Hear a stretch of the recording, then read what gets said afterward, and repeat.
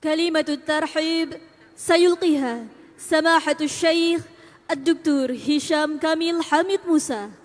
فليتفضل سماحته مشكورا. Sambutan disampaikan oleh Syekh Profesor Dr. Hisham Al-Kamil Musa, merupakan imam dan khotib Masjid Zohir Baybars Kairo, Mesir. Kepada beliau disilakan.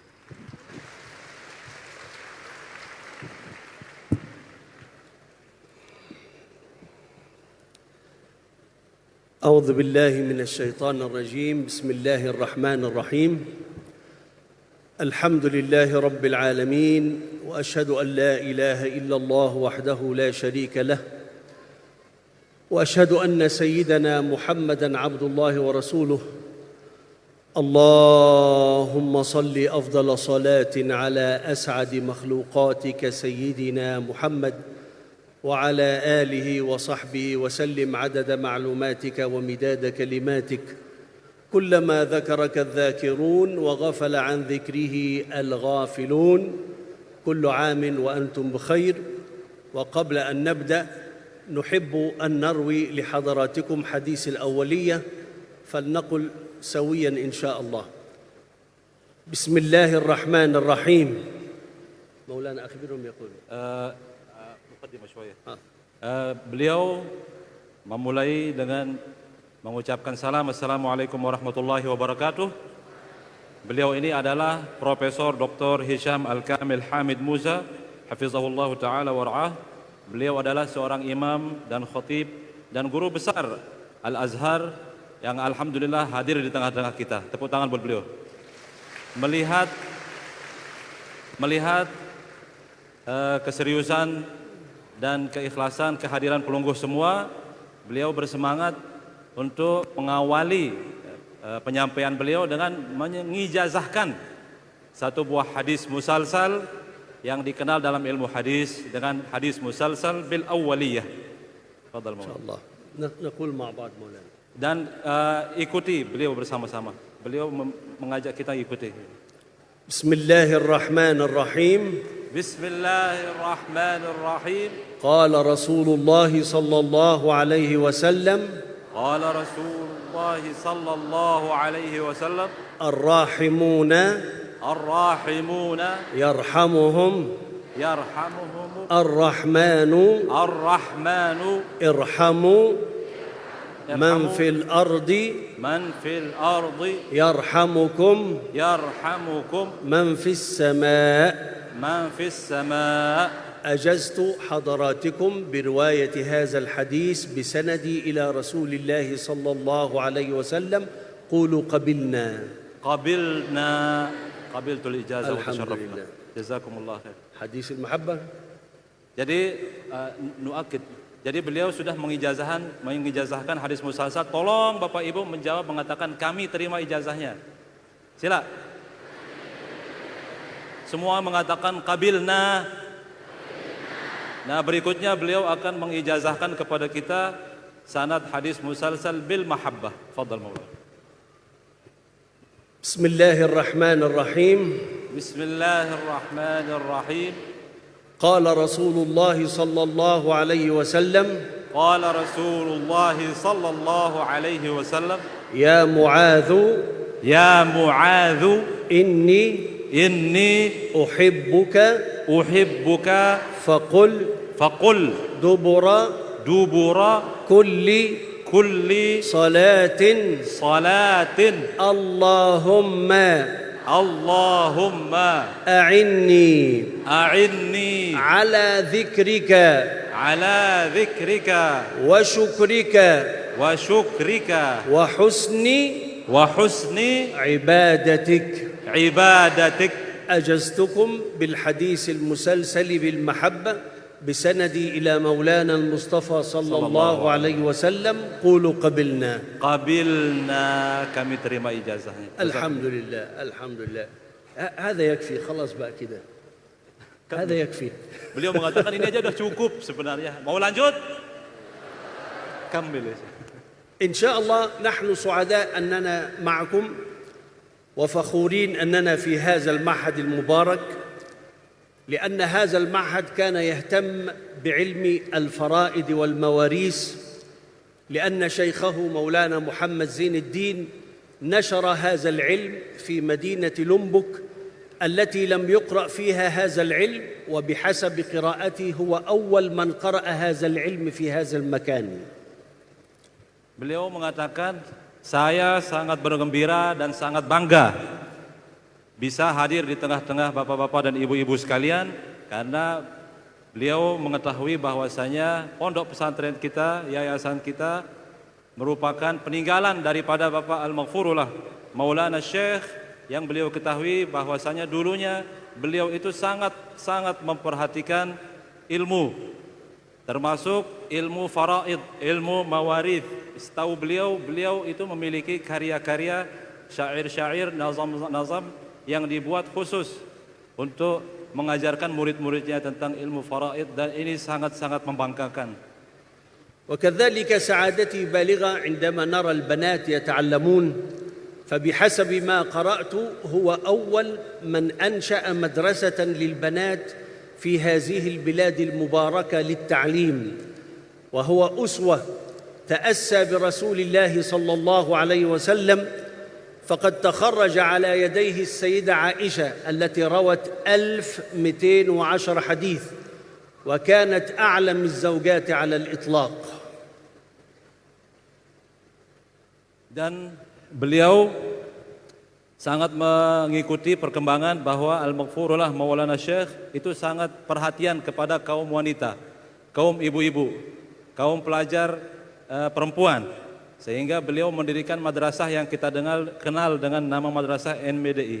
Maka Al-Maghfurullah Maulana Syekh adalah uswah kita, toladan kita, karena beliau menauladani Rasulullah sallallahu alaihi wasallam, yang salah satu istri beliau adalah Siti Aisyah radhiyallahu taala anha, yang menghafal atau menguasai 1210 hadis kurang lebih.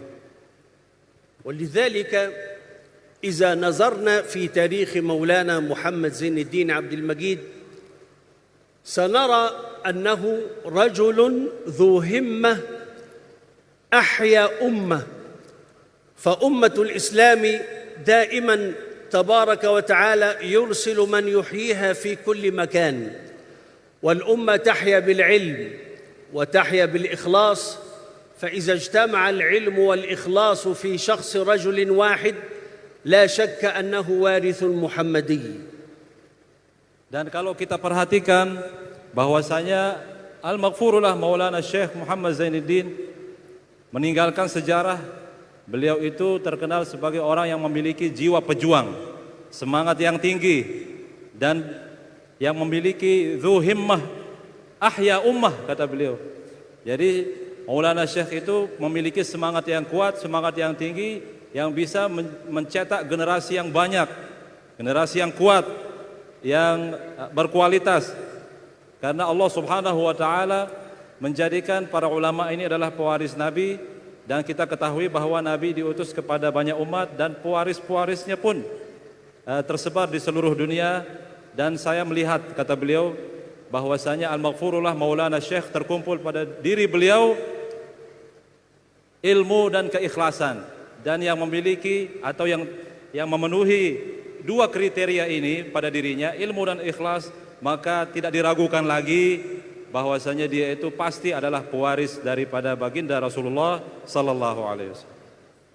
والوارث المحمدي طريقه العلم، وهو أول خطاب أخبر به صلى الله عليه وسلم اقرأ باسم ربك الذي خلق.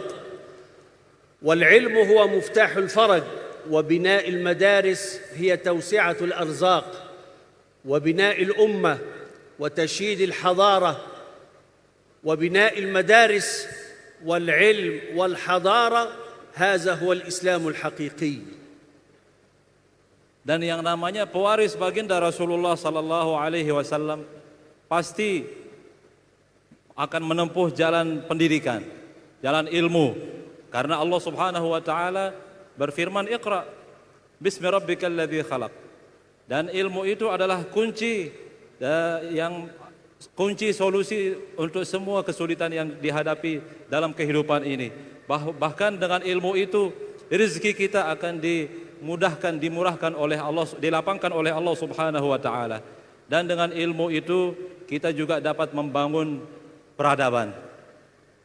وقد نص الإمام الغزالي رحمه الله المنتقل سنة 505 أن العالم في حيه نائب عن رسول الله صلى الله عليه وسلم، ولذلك للمصطفى ليس له أبناء، فكل عالم هو ولد لرسول الله صلى الله عليه وسلم، وليس بعد رسول الله نبي صلى الله عليه وسلم، لأن كل عالم هو نبي جاء بعد رسول الله يبلغ ما أخبرنا به المصطفى صلى الله عليه وسلم. Beliau mengatakan bahwa Imam Al-Ghazali rahimahullahu taala, sebagaimana yang kita ketahui bahwasanya beliau itu tidak memiliki keturunan, tidak memiliki anak. Akan tetapi beliau itu adalah pewaris baginda Rasulullah sallallahu alaihi wasallam. Yang namanya Rasulullah sallallahu alaihi wasallam itu kita semua umatnya, kita ini semua dianggap seperti anak-anaknya, dan Maulana Syekh ini adalah seorang ulama pewaris Nabi, maka tentu kita semua adalah bukan hanya jamaahnya, pasti kita diberikan perhatian penuh, perhatian khusus oleh Maulana Syekh, seolah-olah kita adalah anak-anak beliau.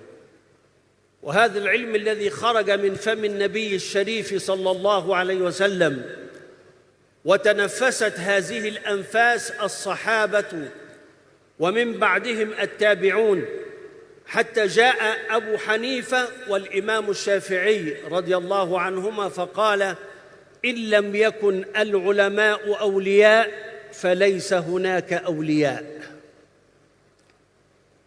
Dan ilmu yang diwariskan oleh Rasulullah sallallahu alaihi wasallam dari generasi ke generasi, dari zaman sahabat ke tabi'in, ke tabi'ut tabi'in, bahkan sampai kepada masa Imam Abu Hanifah An-Nu'man dan Imam Asy-Syafi'i rahimahullahu taala, keduanya sepakat bahwasanya orang-orang yang betul-betul berilmu dan menjaga ilmunya, menjaga keberkahan ilmunya, tentu dia adalah pewaris baginda Rasulullah sallallahu alaihi wasallam.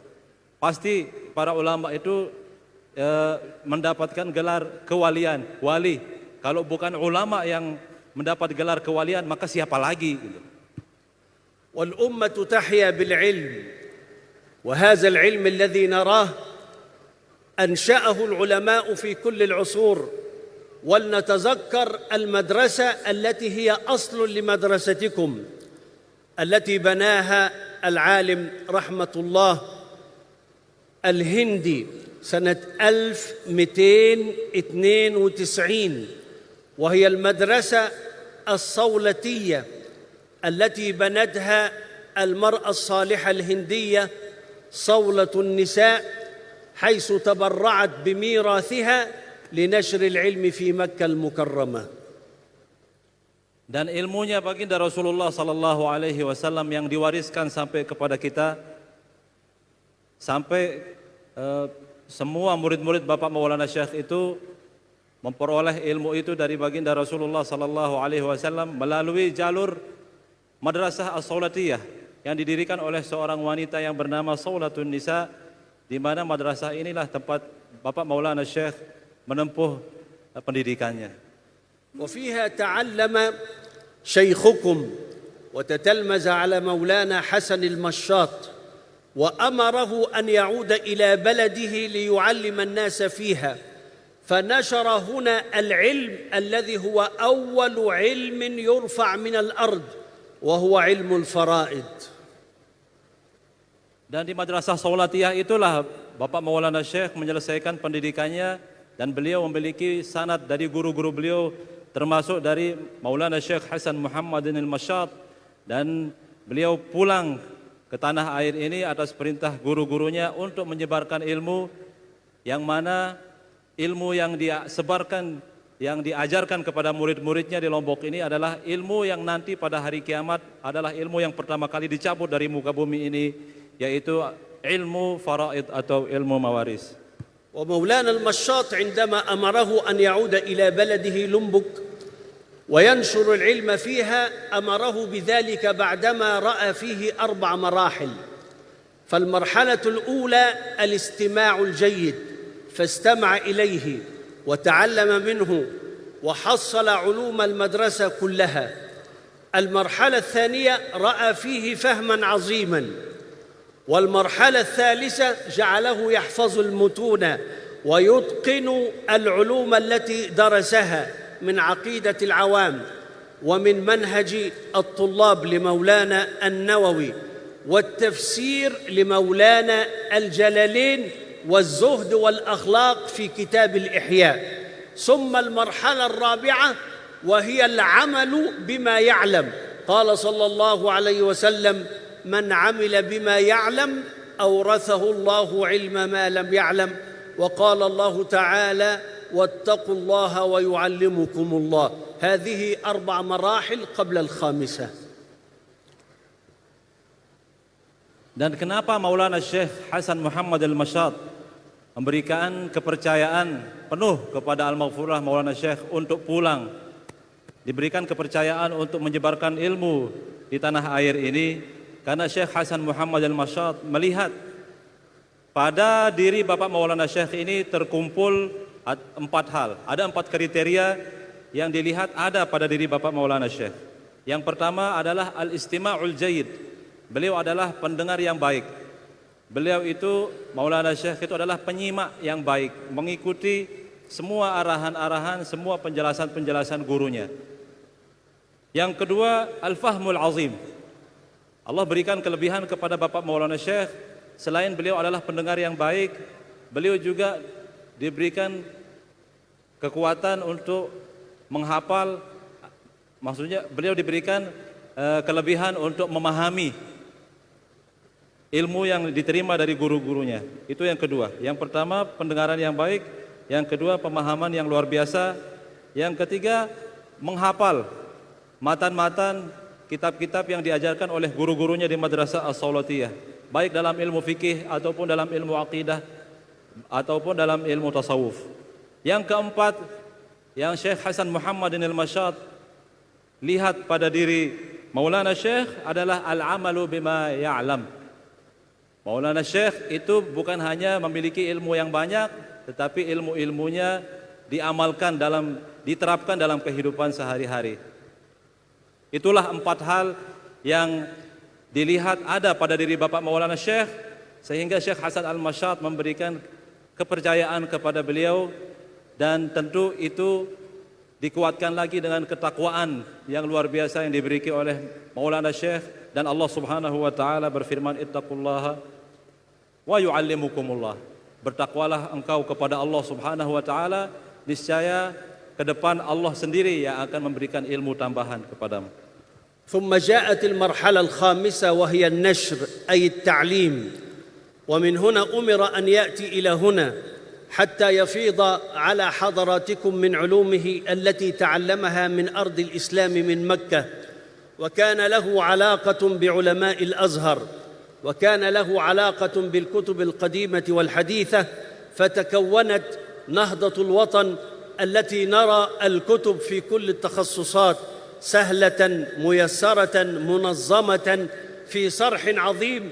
نسأل الله سبحانه وتعالى أن يديم عليكم النعمة، وأن يبارك في شيخكم، وأن يبارك في مدرستكم، وأن يبارك في كتبكم، وأن نراكم دائما على خير، وأن يجمعنا جميعا على حوض رسول الله الكريم. آمين آمين, آمين. وصل اللهم على سيدنا محمد وعلى آله وصحبه أجمعين. Setelah itu, karena melihat 4 hal ini terkumpul pada diri Syekh Maulana Syekh, Syekh Hasan Al-Masyat melepas beliau dengan lega untuk melakukan perkara yang kelima dan terakhir, yaitu an-nashr wa ta'lim, menyebarkan dan mengajarkan semua ilmu-ilmu yang pernah beliau dapatkan selama belajar di Mekah dulu. Dan Maulana Syekh sangat terpengaruh oleh ilmu-ilmu yang diajarkan oleh para ulama asal Mekah dan ulama-ulama Mesir. Dan beliau mengakhiri pidato beliau dengan satu buah doa dan harapan mudah-mudahan Allah Subhanahu wa taala memberkahi kita semua yang hadir di sini, memberkahi yayasan kita, memberkahi pondok pesantren, memberkahi madrasah NWDI kita dan memberkahi kita semua. Amin amin ya Allah ya rabbal alamin. Assalamualaikum warahmatullahi wabarakatuh. Wassalamualaikum.